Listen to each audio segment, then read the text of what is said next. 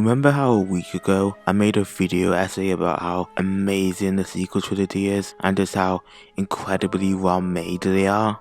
Well, that's before I saw the Rise of Skywalker. This may be an insane comment to make, but maybe the nonsensical mess of an ending we got should have been expected. You know, considering this is directed by the man who famously can't finish anything, JJ Abrams, and co-written by the writer of Justice League and Batman vs Superman. Batman vs Superman. This honestly may just be the worst Star Wars script out of the 11 films we've gotten. Even with The Phantom Menace or Attack of the Clones, despite those two screenplays being awful, I can still point to stuff that works or ideas that could have been excellent. Yet, with The Rise of Skywalker, it has none of that. This film is every conceivable bad idea piled on top of one another. To put it simply, this film never feels like a sequel to any of the previous films. If anything, it just feels as if JJ Abrams was salty about not making The Last Jedi, so he attempts to squeeze what could have been his second film into the first hour of the third film, and with that, he leaves the second hour to paying off the dumb plot points he sets up in the first, instead of, literally paying off anything from the previous two films.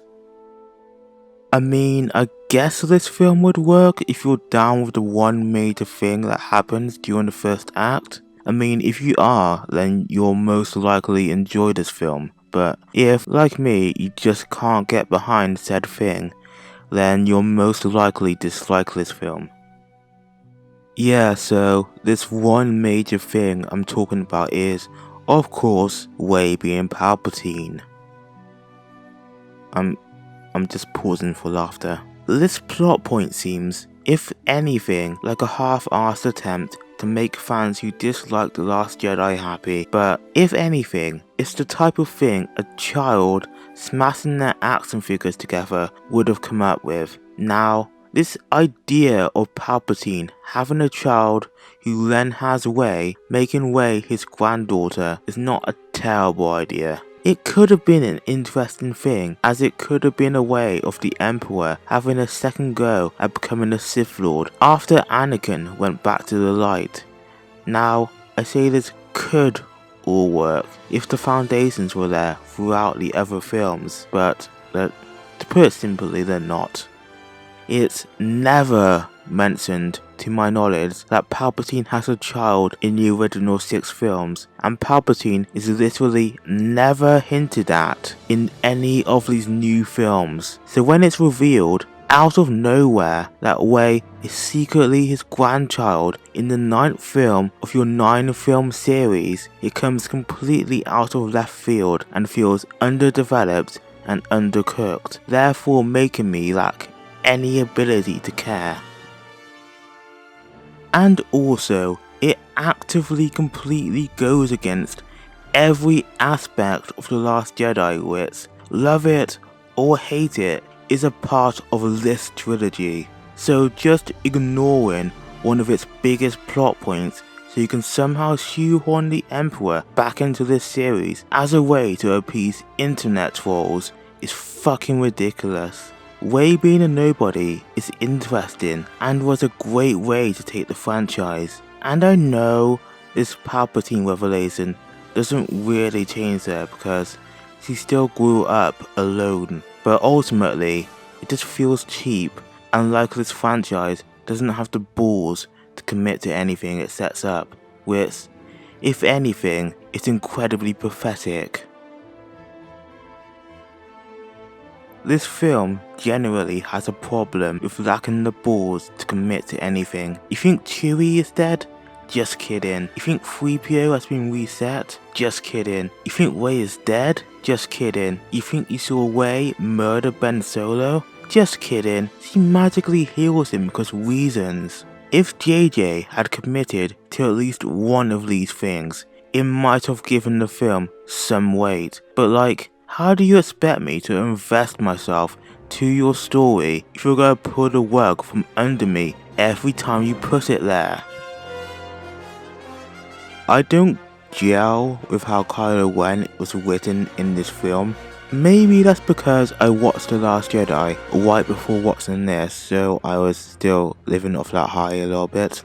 But it didn't feel like a continuation of his arc from that film. In The Rise of Skywalker, I don't even know if he has an arc or not. I mean, he changed during the film, but he didn't have an arc.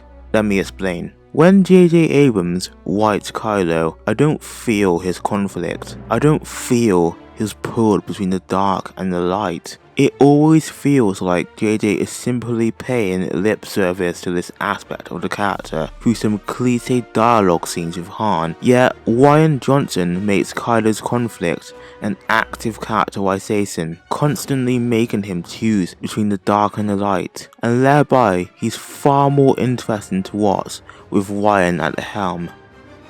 The essentials to a compelling character are simply what Rian did, making your character at multiple points throughout the film choose between two paths. But with JJ, Kylo has no choices. He just meanders through the plot until a random monologue from Han Solo suddenly makes him want to change. It's ridiculous. There's absolutely no build up to this decision. He just, out of nowhere, decides he wants to reclaim his birth name. And because of this, the moment feels empty. But just for comparison, in The Last Jedi, when Kylo commits to letting the past die, it feels powerful and intense because Kylo was forced into intense choices, which helps externalize his character arc and the conflict he's feeling.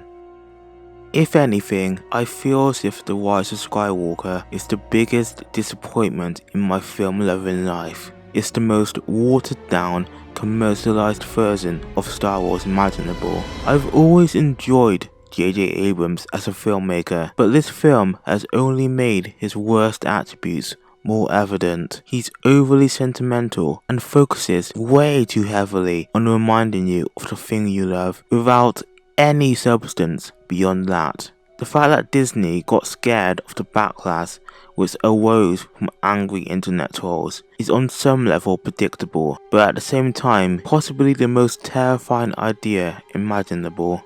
Rian Johnson made one of the most interesting and daring big budget films out there with The Last Jedi, only for JJ Abrams to follow it with a sequel which headstrong commits to the complete opposite ideology. Maybe it's fair to say Disney should not have rushed into this trilogy. I think that statement is just kinda obvious now, and that sucks because this final film, like any, could have been incredible.